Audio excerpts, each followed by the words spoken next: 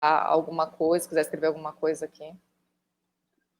Já estamos ao vivo. Vamos só aguardar, então, o pessoal entrar, tá, doutor Eduardo? Dá um tempinho aí para o pessoal ir entrando. Normalmente, nas lives, o pessoal já vai falando o seu nome, o local, né, sua cidade. Então, vamos só aguardar o pessoal ir entrando para a gente iniciar a nossa live. O pessoal começa a chegar, é gente do país inteiro, né? De todos os estados.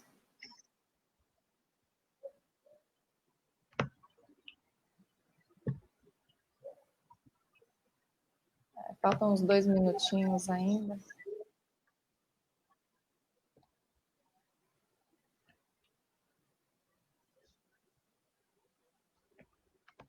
Então, o pessoal que for entrando pode ir se apresentando, dando um oizinho para a gente ver quem já está chegando.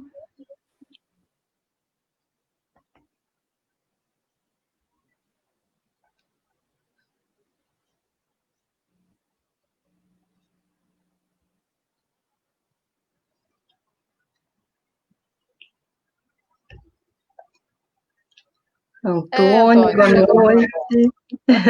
Larissa, boa noite. Vamos aguardar só mais um minutinho. Oi, Suzana. Fabiano, tudo bom, Fabiano? Neide, boa noite a todos. Angélica, querida, tudo bom?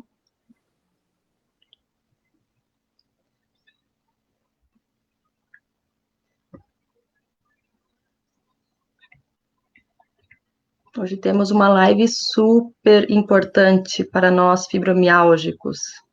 Importante para todos, né? Mas é uma abordagem importantíssima. Das dores crônicas, né?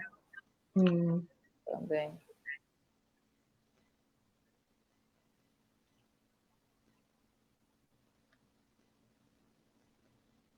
Manhuaçu, Consolação de Minas. O pessoal está chegando. Olha, minha conterrânea. Oi, Tere. Boa noite. Espírito Santo, Cuiabá, boa noite, pessoal. Acho que a gente já pode, então, iniciar, né? Já estamos aí com algumas pessoas ao vivo. 7 horas. Isso aí. Então, boa noite a todos que estão entrando nessa live do dia 3 de setembro. E hoje vamos abordar um assunto super importante, um assunto que para nós da associação nós vemos como um dos mais importantes, né, que é a CIF, a Classificação Internacional de Funcionalidade, Incapacidade e Saúde.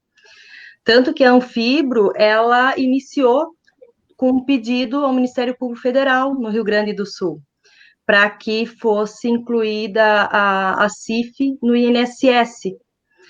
Então, essa associação, acho que é uma ferramenta importantíssima, né, para nós que sofremos de uma patologia crônica. E o bacana dessa ferramenta é que ela mostra como as pessoas, o que elas conseguem fazer, o grau de funcionalidade, ela ajuda os profissionais a entenderem melhor os aspectos positivos, né, da doença. Então, a CIF vai classificar conforme as limitações da pessoa. E para nós, fibromiálgicos, isso é muito importante, porque tanto que a gente fala de respeitar as nossas limitações, né, para não ter uma crise. Então, temos que incluir essa ferramenta nas políticas públicas. Ela tem que se tornar visível. E justamente por ser uma síndrome tão complexa, essa ferramenta ela é tão importante. Ela tem um papel primordial, né? Então, hoje nós estamos aqui com a Vivian, que é a nossa farmacêutica, ela é responsável pelo comitê científico da associação, da Anfibro, e nós estamos aqui com o doutor Eduardo Santana Cordeiro, isso? Isso mesmo. Doutor Eduardo, que ele tem o doutorado, né, em saúde pública, então ele que é o presidente do grupo CIF Brasil, então eles vão estar conversando conosco, explicando melhor o que é a CIF, como surgiu, desde quando ela está no Brasil, né, qual que é a sua importância. Então eu vou deixar agora vocês se apresentarem, a Vivian, e conforme vocês vão conversando, eu vou olhando as perguntinhas, vou pedir licença para interrompendo e a gente interagir com o pessoal, tá bom? Tudo bem. Eu vou iniciar, então, porque, mais uma vez, né, a gente sempre fala muito sobre a fibromialgia, o que é, como acontece em todas as lives, mas é sempre importante reforçar. A fibromialgia, então, é uma síndrome, né? A gente tem dor no corpo inteiro. A gente, porque eu também sou fibromiálgica, tá? Só que, infelizmente, ela não aparece em exame nenhum. Então, nós temos essa grande dificuldade hoje, até para chegar num médico, para mostrar, né, que realmente nós sentimos dores, e aí começa aquela andança de fazer exame, tudo normal, e não apresenta nada, e tem muitos médicos que não acreditam, infelizmente, né, que essa síndrome é verdadeira, que ela existe, e infelizmente tem algumas pessoas que têm uma dor tão grande que elas não conseguem, muitas vezes, cuidar da casa, ou manter o emprego, né, seguir aquele horário regradinho que o emprego exige.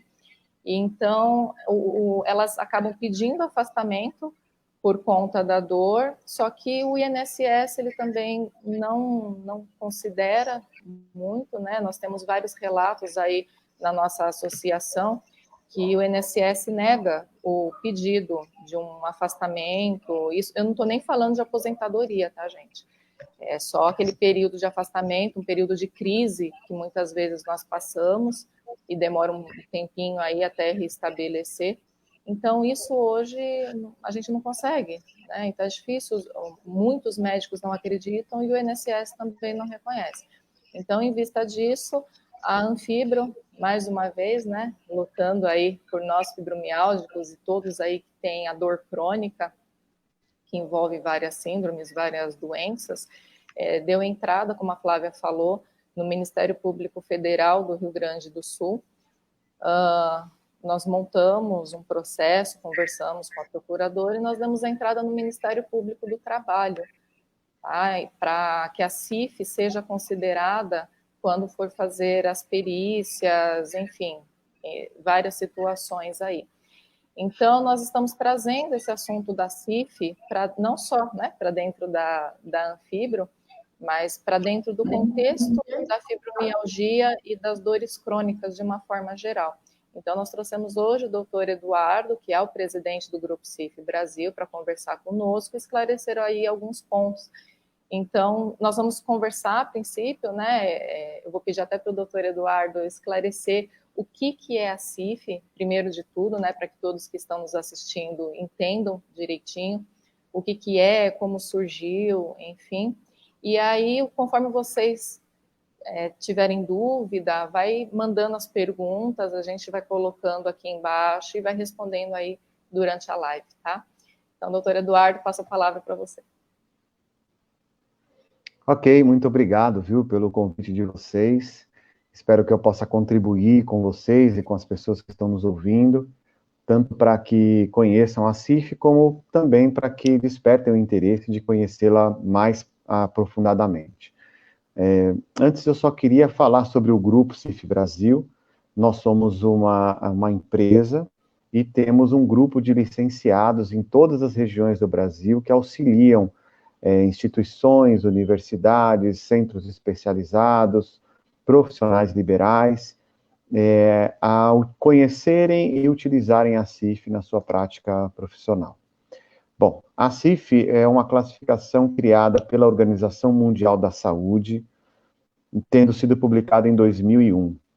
O processo de criação dela é da década de 70, desde que a Organização Mundial da Saúde percebeu que era necessário desenvolver uma classificação sobre funcionalidade, visto que a expectativa de vida no mundo aumentou muito nos últimos 200 anos, várias doenças crônicas que não eram frequentes passaram a ser frequentes, e identificar apenas o que as pessoas têm, qual é a doença que elas têm, passou a perder o significado de entender como que as pessoas vivem. Significa que pessoas com doenças iguais podem ser totalmente diferentes, podem ter um grau de independência completo, ou podem ser totalmente dependentes de alguém ou de alguma tecnologia, mesmo que essas duas pessoas diferentes tenham a mesma doença. Então, a Organização Mundial da Saúde resolveu desenvolver, e demorou quase 30 anos nesse processo de desenvolvimento. Nós tivemos 2 versões anteriores da CIF, versões de testes, né? E ela foi lançada oficialmente em 2001.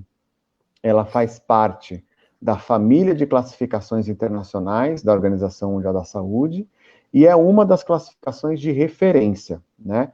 A CID, que é a Classificação Internacional de Doenças, e a CIF, são 2 classificações do grupo de referência da Organização Mundial da Saúde, e o interesse maior da OMS é que as 2 classificações sejam usadas nos sistemas de informação de todos os países para permitir a comparação, né, de um país com outro, de uma região com outra, de um continente com outro, e até do mesmo país, da mesma região, da mesma cidade, ao longo do tempo, né, para saber como que o estado de funcionalidade está se desenvolvendo, né, da população está se desenvolvendo ao longo do tempo. Hoje nós controlamos morbidade, doenças, e mortalidade, né, causas de morte, usando a CID.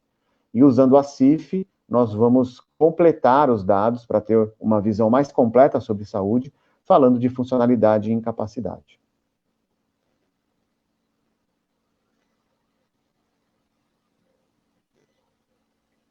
Bacana. Doutor Eduardo, deixa eu até já, eu estava aqui preparando, fizeram uma pergunta, mas eu não quis interromper na hora. Perguntaram como inserir essa CIF no caso da diminuição de carga horária. Né, o senhor poderia explicar para nós? Eu acho que no caso dela, ela deve ser uma fibromialgica, né, e não deve conseguir trabalhar 8 horas por dia. Então, o senhor poderia comentar um pouquinho sobre isso para nós? Sim, sim. Bom, a CIF ajuda a descrever isso melhor, né? Ajuda a codificar isso melhor, mas muitas vezes você concorda que nós poderíamos chegar a essa conclusão de que uma pessoa precisa, por algum problema de saúde, diminuir essa carga horária, sem usar classificação nenhuma, né? Desde que fosse possível identificar e comprovar essa necessidade.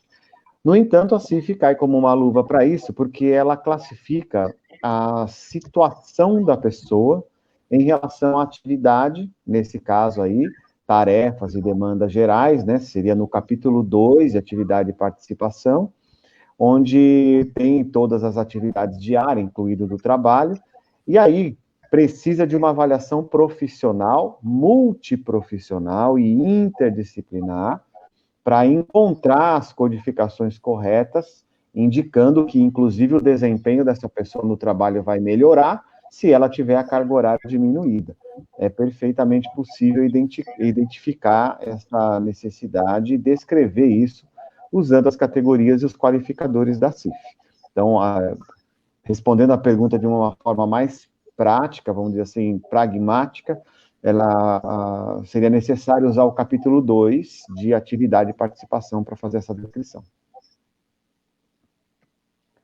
Doutor Eduardo... Pode perguntar. Não, eu gostaria de perguntar para o doutor Eduardo, porque ele comentou, né, acho importante frisar bem isso, que 2 pessoas com a mesma síndrome, a mesma patologia, elas têm uma classificação da CIF diferente, porque a CIF engloba aí o contexto que a pessoa vive, né? Então, eu gostaria que o doutor Eduardo explicasse, assim, um pouquinho mais. A CIF é o Código Internacional de Funcionalidade e Incapacidade e Saúde, né? O que seria exatamente a funcionalidade e o que seria a incapacidade? Tá. Muito bom. Então, em relação ao seu primeiro comentário, né, é isso que mais acontece quando nós estamos diante de uma doença crônica, seja ela qual for. Pode ser uma doença crônica respiratória, pode ser uma doença crônica de qualquer, relacionada a qualquer sistema, né, orgânico. Por quê? As pessoas manifestam os sintomas, os sinais de formas diferentes, as pessoas estão inseridas em ambientes diferentes, as pessoas têm demandas e exigências gerais diferentes, trabalhos diferentes, vida cotidiana diferente. Portanto, do ponto de vista de funcionalidade, elas podem ser mais exigidas ou menos exigidas, e isso vai causar um grau de dificuldade diferente nos diferentes aspectos da vida humana. Então, na prática, duas pessoas com o mesmo código da CID, ou seja, com a mesma doença, não têm necessariamente o mesmo grau de funcionalidade. Então, a pessoa vai ter essas duas pessoas vão ter CIDs iguais e CIFs completamente diferentes. Então, a CIF vai conseguir mostrar quais são os impactos do ambiente, da doença, da restrição da participação, da limitação da atividade na vida cotidiana da pessoa. E aí, o que é funcionalidade? Para responder o que é funcionalidade, eu tenho que responder o que é incapacidade, porque são dois extremos, são dois opostos, né? Nós precisamos encarar a funcionalidade e a incapacidade como um espectro amplo, onde nos dois extremos, nós encontramos a incapacidade de um lado e a funcionalidade do outro. Todas as pessoas têm algum grau de incapacidade em alguma coisa. A CIF diz que a incapacidade é um fenômeno universal. Quando a gente fala de funcionalidade, nós estamos falando desde os sistemas orgânicos, estamos falando de funções mentais, estruturas nervosas, estamos falando de funções sensoriais, da voz e da fala, estamos falando sobre o sistema geniturinário, do sistema respiratório, metabólico, endócrino, cardíaco, neuromuscular, da pele, estamos falando também de aprendizagem, de aplicação do conhecimento, de comunicação, de mobilidade, de cuidado pessoal, de vida doméstica, de interações pessoais, estamos falando de trabalho, de educação, e estamos falando de lazer. Então, quando falamos de funcionalidade, nós falamos sobre o corpo, do ponto de vista fisiológico e anatômico, e falamos sobre a vida da pessoa, sobre o que ela consegue ou não fazer. Então, se uma pessoa está bem em tudo isso, ela tem completa funcionalidade. E se ela está mal em tudo isso, ela pode ter uma completa incapacidade. Todas as pessoas estão em algum lugar desse caminho, né? Ou muito próximas da funcionalidade completa, ou muito próximas da incapacidade completa. A CIF ajuda a dizer onde cada pessoa está. Por isso que ela não é uma classificação de pessoas, ela é uma classificação da situação de pessoas. Então, onde nós estamos nesse caminho que vai da incapacidade à funcionalidade. Doutor Eduardo, eu gostaria de pegar esse gancho falando da incapacidade, né? Porque a CIF, ela tem alguns termos, assim, que chegam a ser um pouco diferente do habitual, né, da nossa cultura, que nós estamos acostumados. Porque quando nós falamos incapacidade, a primeira coisa que vem na cabeça é que a pessoa é uma inválida e que ela não pode fazer nada, e ela fica lá encostada e acabou, né? E pelo que o doutor está falando, esse termo incapacidade da CIF, ele traz um olhar diferente. É isso mesmo?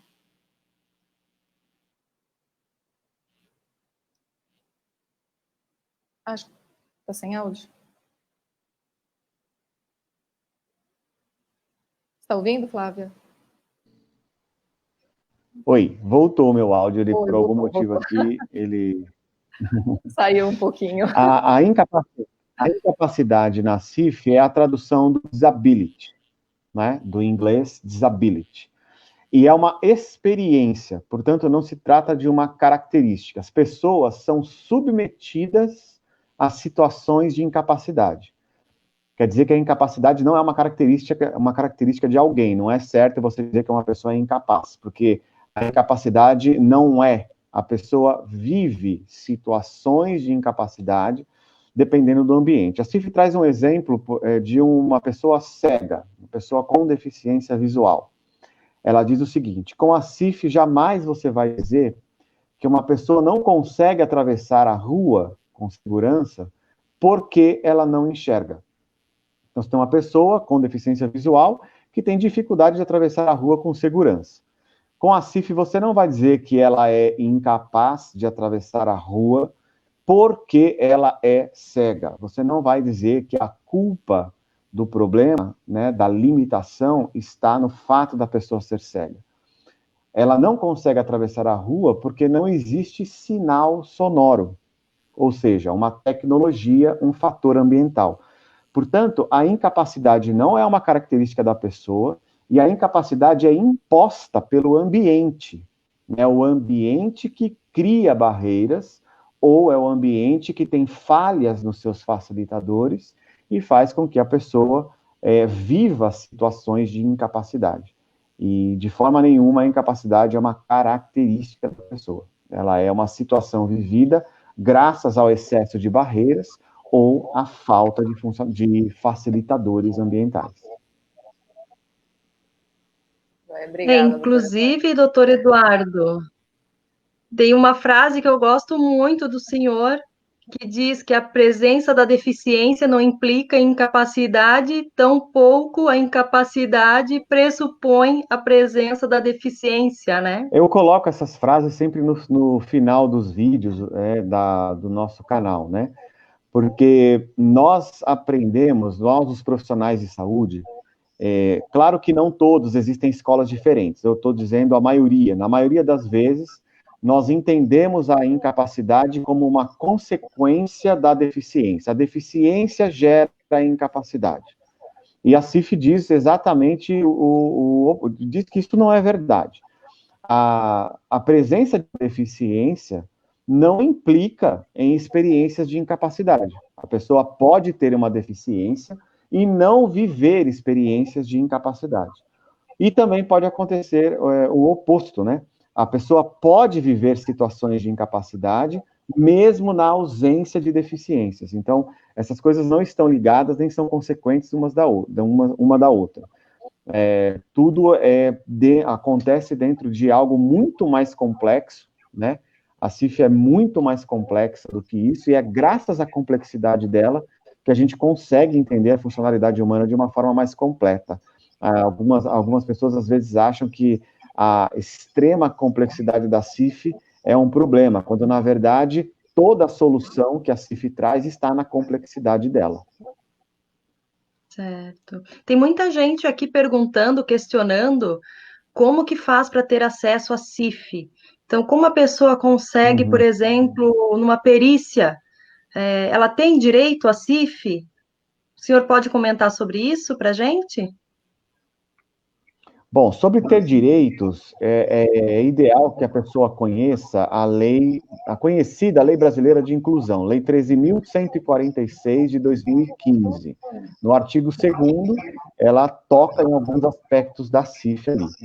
Existe também a Portaria Interministerial 01 de 2014, que também fala de instrumentos baseados na CIF.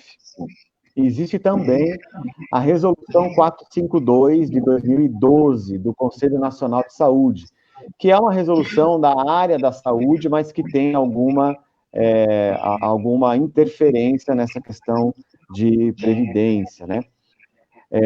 Onde a pessoa pode encontrar a CIF? Bom, são várias as maneiras. A melhor delas é adquirindo o livro, né, a classificação na editora USP, na EDUSP, é o livro editado pela editora USP. Outra possibilidade é encontrar na internet a CIF em PDF, na versão de Portugal. A versão do Brasil não está disponível em PDF, mas a versão de Portugal está disponível em PDF. E uma outra maneira é entrar no site da Organização Mundial da Saúde, que é o WHO.int. WHO de World Health Organization, .int de internacional, /classifications. Então, WHO.int/classifications. Lá você vai ter acesso a todas as classificações da Organização Mundial da Saúde, incluindo a CIF, vai ter o browser, você pode ver em inglês, pode ver em espanhol, pode ver em francês, e aí você consegue não só conhecer as classificações, os códigos, mas também conhecer seu histórico, conhecer sites relacionados, sites de ensino, sites de aplicação, sites de pesquisa, todos ligados ao site da Organização Mundial da Saúde. Bem fácil de encontrar na internet. Nós também temos o portaldacif.com.br. O portal da CIF traz, além da CIF, traz outras ferramentas relacionadas a ela, inclusive cursos online, só que o portal tem uma mensalidade, né, diferente dos outros que eu estou dizendo, o site da Organização Mundial da Saúde, o acesso é livre, o PDF é livre, né, o portal tem uma assinatura baixa, mas ele tem uma assinatura, e ele facilita o uso da CIF para os profissionais da saúde especialmente. Certo. Doutor Eduardo, agora o questionamento do pessoal é, quem está vendo que vai aparecendo, surgindo muitas dúvidas, né? Quem pode emitir o laudo da CIF? Então, várias pessoas já perguntaram isso aqui, então o senhor poderia nos explicar? Olha, tudo depende do caso. Se nós estivermos falando de um caso de funções mentais da linguagem, vamos supor que seja uma criança que tenha lá, esteja dentro do espectro do autismo, então vai ser importante você ter um fonoaudiólogo, vai ser importante você ter um terapeuta ocupacional. Lembrando que é interessante, e conforme a lei diz, o laudo precisa ser multiprofissional e interdisciplinar. Então, o que orienta o profissional que vai emitir é o caso, tem que ser um especialista no caso, né? Então, tudo vai depender de qual é o caso, tá? O uso da CIF é multiprofissional, então, aquele especialista que pode falar melhor, descrever melhor a situação de uma pessoa, seja uma criança, um adulto, um trabalhador, não importa, aquele que consegue descrever melhor é aquele profissional que vai emitir o laudo. Para usar a CIF, você precisa ser um profissional de nível superior de qualquer área. Ela classifica, só falando de fatores ambientais, ela classifica radiação, vibração, temperatura, umidade relativa do ar, e aí você vai, por exemplo, entrar na seara de profissionais que nem são da área da saúde, mas que podem codificar nessa parte da CIF. Então, o uso da CIF é multiprofissional, a orientação do laudo depende do caso e não da classificação.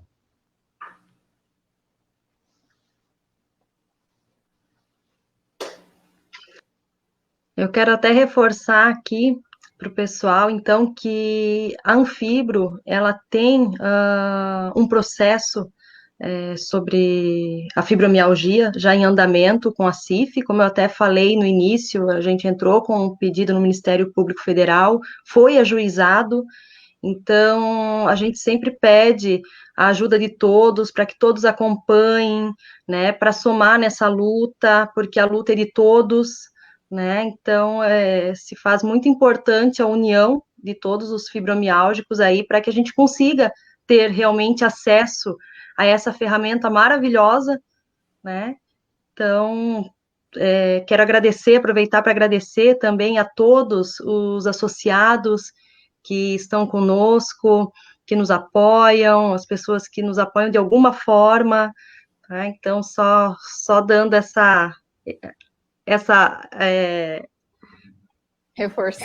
reforçando a informação, porque é muito importante ter esse apoio diante de uma ferramenta tão importante, ter apoio de todos, não adianta um ou outro lutar, né? E os outros se calarem. Nós precisamos dessa ferramenta, nós precisamos unir forças para mostrar que isso é importante, e a gente só vai conseguir visibilidade a partir do momento que todos se unirem e lutarem junto, né? Isso mesmo. Muito Nossa, eu vi bom. que não para de chegar pergunta, né? O pessoal tá bem interessado no assunto. E, Vivian, você quer fazer alguma pergunta para o doutor também? Olha, as perguntinhas que eu tinha assim de início, eu fiz, mas eu vi que o pessoal está com bastante dúvida, né? A gente pode ir esclarecendo que nós temos tem bastante coisa para falar. Inclusive, o que é importante, o que o doutor já falou também, do fator ambiental, né, que é um problema criado pela sociedade, né, doutor? Então, essa questão que é atitudinal, né, ideológica, requer mudanças sociais. E, então, essa ferramenta, a CIF, ela é muito importante para a política social, né? Uhum. Então, aí a gente entra com essa questão também da política social. Sim. A CIF tem um componente que se chama fatores ambientais, né? Que justamente se refere ao que você está dizendo. São 5 capítulos. O primeiro aborda tecnologias. Então, quando falamos de tecnologias, nós estamos falando sobre suporte, por exemplo, órteses, próteses, até medicamentos, entre vias de acessibilidade, né? Tudo que a tecnologia pode ajudar a diminuir as limitações das pessoas. Eu falei numa das respostas anteriores sobre o sinal sonoro. É uma tecnologia facilitadora. Então, o capítulo 1 de fatores ambientais, ele é voltado à descrição dessas tecnologias. Já o capítulo 2 entra no ambiente natural, como que o ambiente natural influencia a funcionalidade das pessoas. Eu também já cheguei a comentar que eu falei da radiação, da vibração, da temperatura, da umidade relativa do ar, são coisas que estão dentro desse capítulo. Depois ela entra, você acabou de dizer também, sobre o ambiente social. São 2 capítulos, apoio e relacionamentos, que é o capítulo 3, e atitudes, né? Também falou aí sobre o ambiente atitudinal, o preconceito, enfim, entre outras crenças negativas, né, em relação às pessoas. Isso também pode ser descrito nesses 2 capítulos. E, por último, o capítulo 5 fala de serviços, sistemas e políticas, que podem também funcionar como facilitadores ou barreiras. Eu me refiro a sistemas, serviços e políticas de tudo, né? De transporte público, de segurança, de acessibilidade, de previdência. Então, a CIF entra nesses aspectos, ela chama tudo isso de fatores ambientais e pede, roga para que aquele que está fazendo o laudo diga sobre cada um desses aspectos, apontando se eles são barreiras ou se eles são facilitadores, né? E o quanto que isso influencia, ajuda ou limita a vida da pessoa. É a parte mais importante da CIF, né, os fatores ambientais, identificados sempre com a letra E de environment, que é de ambiente no inglês. Certo, apareceu agora uma dúvida ainda com relação quem pode dar o laudo, né? Estão perguntando se o reumatologista pode dar esse laudo. Claro. Qualquer profissional da área da saúde está disponível para dar esse laudo? Como que faz se a pessoa chega, por exemplo, num consultório, né? Eu acho que é a dúvida aí do pessoal. Se ela chega no consultório e pede a CIF, o médico fala que não tem como fazer essa CIF. Né? O que é? Ou tem muitas vezes a pessoa fala, o que é a CIF? Né? Então, como que a pessoa pode ter acesso a um profissional capacitado para dar esse laudo? E já aproveitando a pergunta, doutor Eduardo, até para complementar, né? Como o doutor Eduardo colocou, não adianta um profissional, porque a CIF ela é multiprofissional, né? Então não adianta só um médico dar. Então, além do médico, teria que ter algum outro profissional ali da área que a pessoa está envolvida para desenvolver o laudo junto, né? É isso mesmo, né, doutor? Vivian, é isso mesmo. O que você comentou é uma prerrogativa aqui no Brasil, mas não se trata de algo que a CIF exija, mas que a Lei 13.146 de 2015 exige. Ela diz no seu artigo 2º que o laudo precisa ser multiprofissional, interdisciplinar e diante do modelo biopsicossocial, e aí ela começa a abordar o conteúdo da CIF, tá? Sempre que se trata de laudo para benefícios, né, do que o Brasil chama de pessoas com deficiência, tá? É esse aí o laudo que precisa ser multiprofissional. O uso da CIF, quanto mais multiprofissional for, mais completo ele vai ser. E não são apenas profissionais da saúde que aplicam a CIF, não.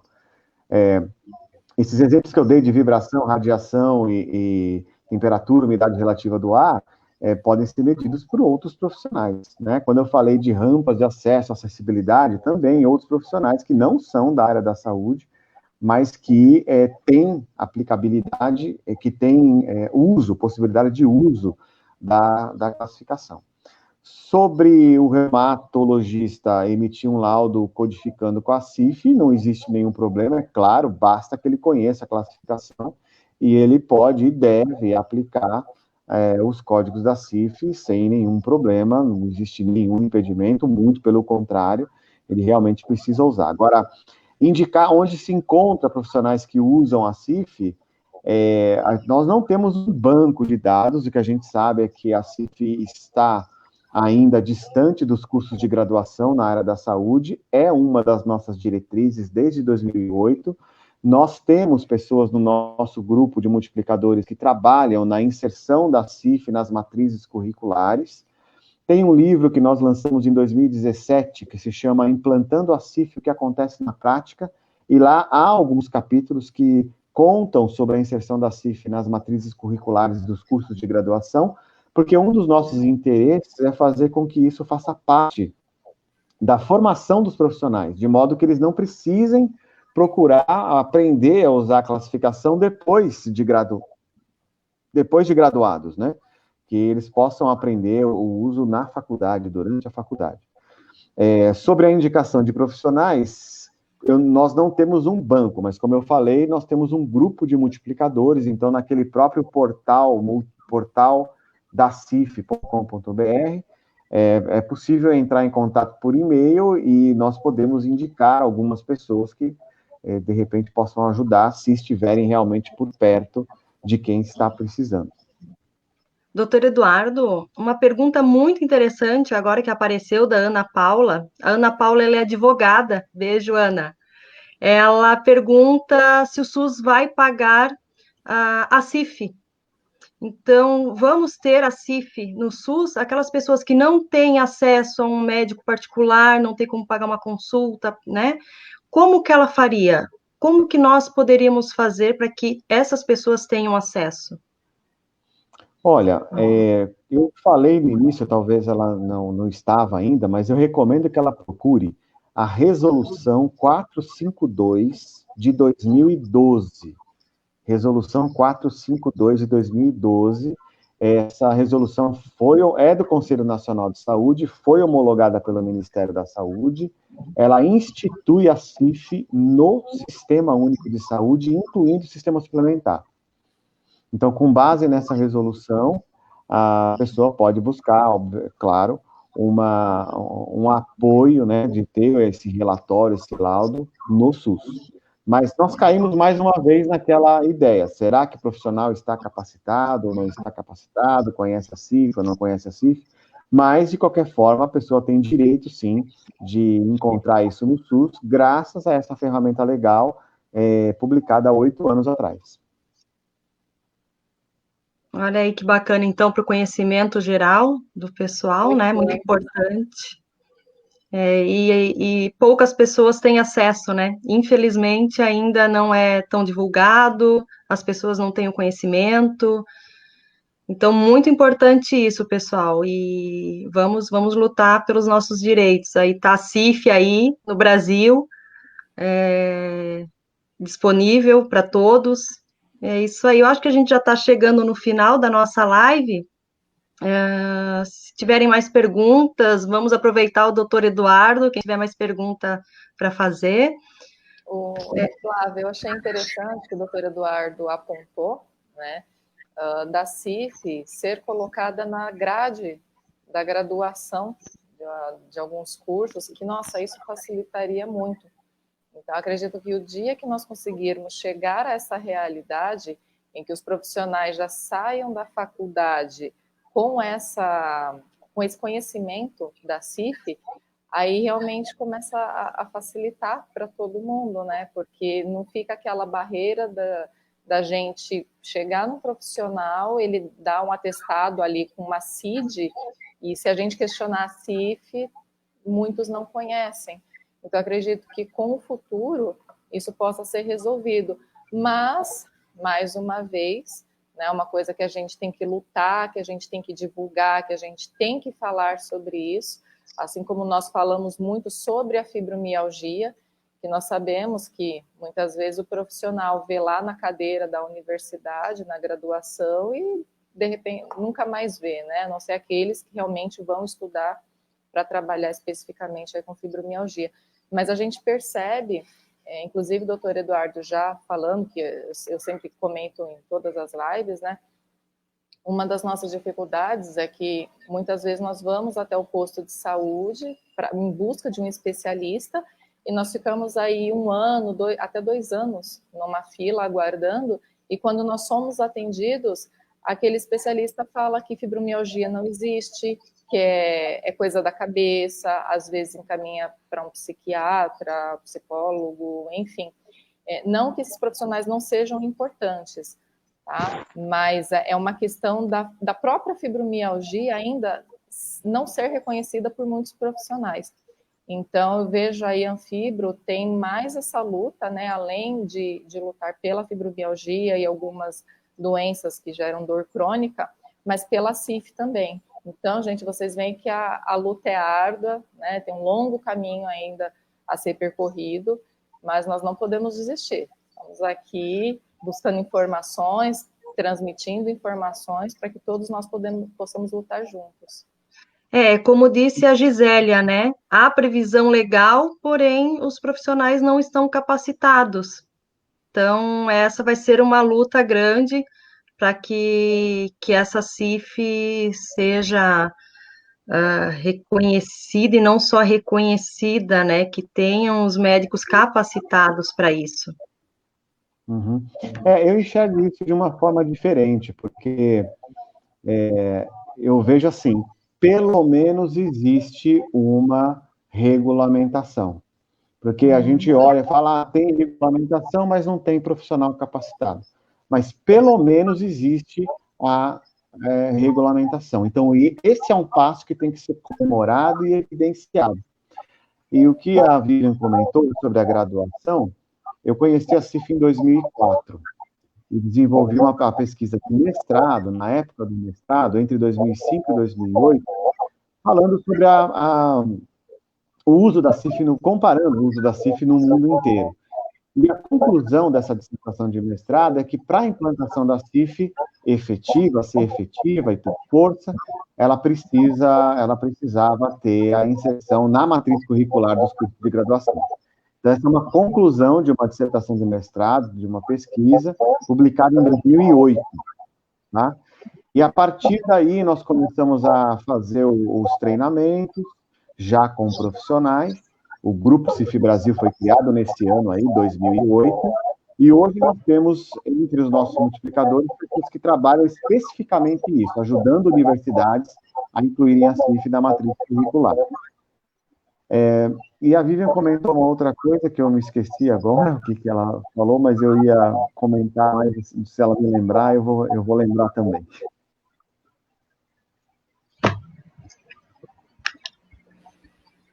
É normal, às vezes o nosso normal já é ter fibrofog, né, Flávia? Ela esqueceu também. E já esquece. Sim, mas olha, lembrei. Você estava falando sobre fibromialgia, as dificuldades, né, que as pessoas têm e tal. Só que aí a gente precisa observar uma coisa. A CIF não vai resolver este problema, que é a falta dos profissionais conhecerem a doença e fazerem o diagnóstico. Então, o problema, o profissional não reconhece, é um diagnóstico clínico que não depende tanto, né, não depende de exames complementares. Então, nesse caso, não é que falta que os profissionais conheçam a CIF, falta o conhecimento necessário para fazer o diagnóstico da fibromialgia. Então, se eles conhecerem a CIF, mas não souberem fazer o diagnóstico de fibromialgia, então a implantação da CIF não resolve o problema. Acho que o primeiro passo é melhorar o diagnóstico da fibromialgia para então classificar essa situação com a CIF. Foi o que eu comentei assim por final, justamente que são as duas lutas agora da Anfibro, né? Uma para que a fibromialgia realmente seja reconhecida aí pelos profissionais, e a outra que agora nós temos, né? Agora não, desde alguns anos atrás aí já existe, mas estamos trazendo agora esse assunto para dentro da Anfibro e para lutar por ele também, né? Mais uma ferramenta aí que pode nos auxiliar. Doutor Eduardo, a Jocely acabou de perguntar no Detran se ela pode usar o laudo, provavelmente para... Pode? Sim, ela sofreu um acidente, ou é fibromialgia? Provavelmente é fibromiálgica. Sim. Ela não diz ali, Jocely, estiver ainda ouvindo, manda aí pra gente, explica a tua situação Olha lá, tenho fibromialgia e espondilite anquilosante, Sim, então, em todas as questões que envolvem benefícios, por causa da Lei 13.146, a CIF tem aplicabilidade, né? Basta que ela encontre um profissional que consiga emitir esse laudo com assertividade, né? Respondendo então, Jocely, bacana. Vamos aproveitar para tirar as dúvidas. Eu vi aí aparecer uma pergunta falando se a CIF tem CID ou alguma coisa assim. Ah, não. O doutor Eduardo comentou lá no começo, talvez a pessoa entrou depois, mas só para esclarecer, né, a diferença da CID e da CIF. Uma coisa é uma coisa, outra coisa é outra coisa, né, doutor Eduardo? É isso aí, você pode explicar já, que você já acabou o curso da CIF, você já consegue responder. Como o doutor Eduardo expôs, né, a CID, ela é a classificação internacional de doenças. Então, existe todo um código para cada doença, enfim, que é o que a gente está acostumado quando pega um atestado ou qualquer outro documento médico, que o médico coloca aquela sigla ali, né, CID-10, e um numerinho, uma letra e um número ali. Agora, a CIF é uma outra classificação, embora as duas sejam da Organização Mundial da Saúde, né, mas são duas classificações diferentes. A CIF, ela vem para classificar, na verdade, a situação que a pessoa vive naquele momento, não classifica a pessoa, e sim a situação da pessoa. Então, como o doutor Eduardo até expôs, ela leva em conta todo o contexto social da pessoa, por isso que nós colocamos aí, até como a lei fala, né, é um fator biopsicossocial, porque ela avalia tanto a parte física quanto a parte psíquica e o ambiente, né, o social que a pessoa vive. Então, são duas classificações distintas que podem ser utilizadas em conjunto, né, mas realmente são coisas diferentes. Elas se complementam, né, doutor Eduardo? Isso? Sim, são complementares. Na prática, a pessoa vai ter um código da CID ou poucos códigos da CID, e ela vai ter muitos códigos da CIF, porque a CIF vai abordar vários aspectos de funcionalidade. A CIF não tem doença nenhuma, as doenças são classificadas na CID, e as condições das funções do corpo, das estruturas, as limitações das atividades, as restrições da participação social, e os facilitadores e barreiras ambientais é que estão na CIF. Então, são muitas coisas na CIF, então vai ser sempre um laudo grande, com muitos códigos, né? Enquanto a CID você vai usar um ou poucos códigos, né? Mas elas são complementares porque elas geram informações diferentes. Enquanto a CID é uma classificação para doença e morte, morbidade e mortalidade, a CIF é para funcionalidade e incapacidade. São dois aspectos diferentes que se complementam. Olha que interessante a pergunta do Paulo. Eu vi um laudo em Portugal da CIF e lá então fala em porcentagem de incapacidade. Então, como seria isso? Ah, sim. Tem uma portuguesa que se chama Anabela Correia Martins, é uma estudiosa da CIF, faz parte dos grupos internacionais que nós participamos. A questão do percentual, ela nasce da necessidade que os juízes e que todas as pessoas que trabalham nesse âmbito legal precisam, eles pedem isso. Nós queremos qualificar e quantificar o estado de funcionalidade de alguém, né? Então, são desenvolvidas ferramentas baseadas na CIF que ajudam nessa conclusão. Aqui no Brasil, nós temos a tabela ESC de Escape, que faz isso para a área trabalhista. Temos também a VILI, que a sigla significa Valoração da Incapacidade Laboral Específica, ela é baseada na CIF, no IFBR, Índice de Funcionalidade do Brasil, e na CBO, Classificação Brasileira de Ocupações.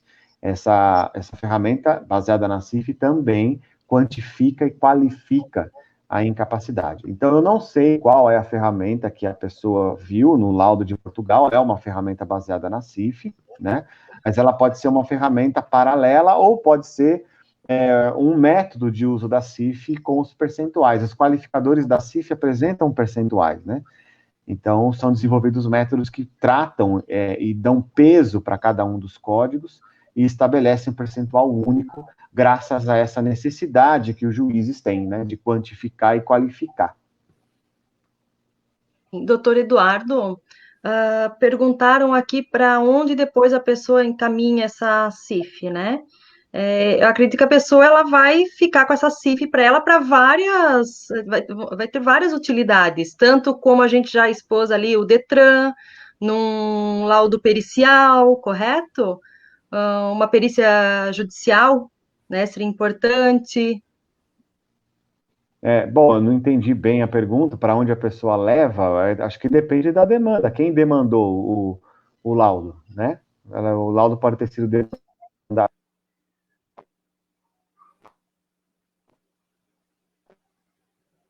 Acho que tudo. Tá cortando, a gente não tá ouvindo. Cortou. Probleminha técnico. Faz parte. Ainda mais ao vivo, é assim mesmo. Não estamos ouvindo foi o host, ainda. Agora voltou. Foi o host que colocou aqui, ó. Quem é o host aí? Apareceu aqui uma mensagem que o host cortou o meu microfone. Nossa. Então, vamos lá. Repete novamente. Recapitulando. Então, eu não entendi muito bem a pergunta. A pessoa disse para onde ela leva o laudo. Eu creio que para o demandante, né? Se foi um juiz, para o juiz, que quem pediu o laudo com a CIF, né? Pode ser um centro especializado que pediu, né? No caso de um atendimento clínico e tal, pode ter sido um advogado para fazer alguma definição, né? Então, ele leva o laudo da CIF para aquele que solicitou o laudo da CIF, aí depende do objetivo do uso, né? Eu não sei se é essa a pergunta, mas creio que é isso que ele quis dizer. Tá, agora eu vou até, então, tentar tirar uma dúvida minha. Essa pessoa, ela pode ficar com esse laudo para outros fins? Digamos que futuramente ela necessite desse laudo, ele vai ter validade? Sim, claro que ele vai ter validade. Bom, vamos supor que você mora na Finlândia. Você não, uma pessoa vive na Finlândia e usa cadeira de rodas, certo? Então, uma pessoa que tem a paraplegia, ela vive na Finlândia, certo? E lá ela tem nenhuma dificuldade de usar o transporte público, nenhuma dificuldade de se locomover pela cidade, porque tudo em Helsinki, capital da Finlândia, tudo é adaptado, certo? Só que essa pessoa se mudou para São Paulo. E em São Paulo, a locomoção, o trabalho, o uso do transporte público, ele é muito mais difícil. Então, você concorda que os códigos da CIF vão mudar, porque mudou o ambiente, você tem novas barreiras, você não tem aqueles facilitadores. Então, aquele laudo perdeu o valor, porque agora é um ambiente novo, com novas barreiras, com menos... A pessoa é a mesma, mas como o ambiente é diferente, o grau de funcionalidade vai ser diferente. Então, nesse caso,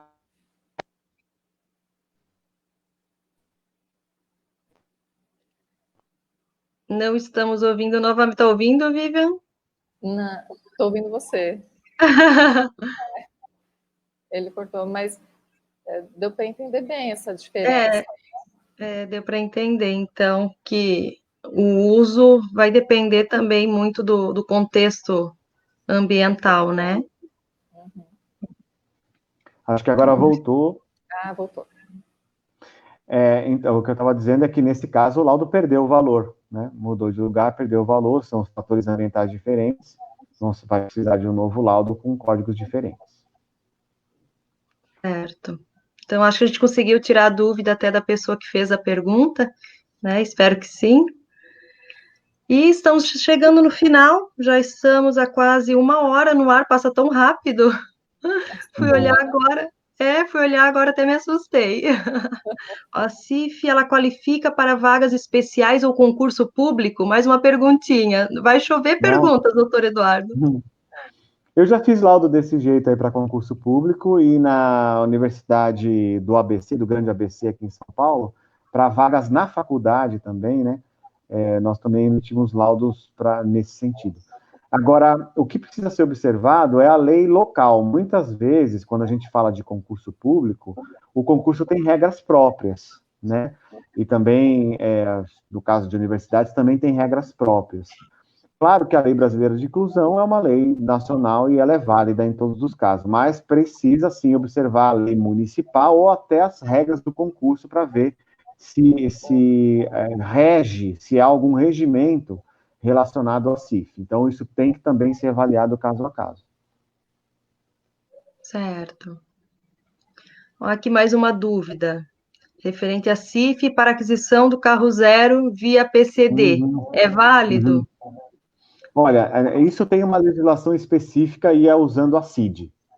Nesse caso, ainda nós não temos o uso da CIF, pelo menos recorrente, nesse âmbito, né? Agora, eu posso dizer uma coisa, é possível que a gente tenha até mais dificuldades, e eu vou dar um exemplo. Eu já tive um paciente com 2 dedos do pé amputados por diabetes, e ele conseguiu esse desconto para comprar o carro sem os impostos, né? Porém, no caso dele, considerando todas as outras condições, é possível que com a CIF ele não conseguisse. Porque, embora ele não tivesse 2 dedos no pé, ele tinha um grau de funcionalidade excelente, entende? A CIF não vai focar em funções e estruturas do corpo, ela vai considerar isso, mas o foco dela, a matriz da informação dela, é atividade e participação, desempenho e capacidade. Então, a gente não tem, porque isso é bem regido por um decreto específico, mas é possível que no futuro a CIF comece a entrar nisso aí também. Ok, respondido então. Pessoal, acho que a gente já está chegando no final da nossa live. Eu quero agradecer novamente aos associados que estão sempre nos apoiando e lutando, que é muito importante essa união para conseguirmos atingir o nosso objetivo, né? Se a associação chegou até aqui, foi por vocês, associados, que colaboram conosco. Eu quero agradecer ao doutor Eduardo pela participação, por tirar as dúvidas, pelos esclarecimentos.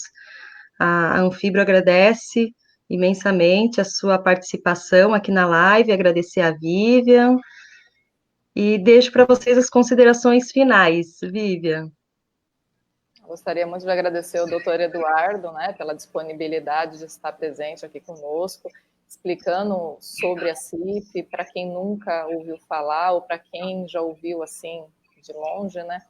Então, espero que o doutor Eduardo tenha explicado para que todos aí tenham noção agora do que é a CIF, como pode ser utilizado. Então, agradeço muito, né, a presença dele, as explicações, e pela quantidade de perguntas aí, de repente a gente pode até fazer uma outra live, né, mais para o futuro, abordando alguns temas específicos, conforme forem surgindo as dúvidas aí do pessoal. Obrigada, Flavinha. Obrigada, Vivian. Doutor Eduardo.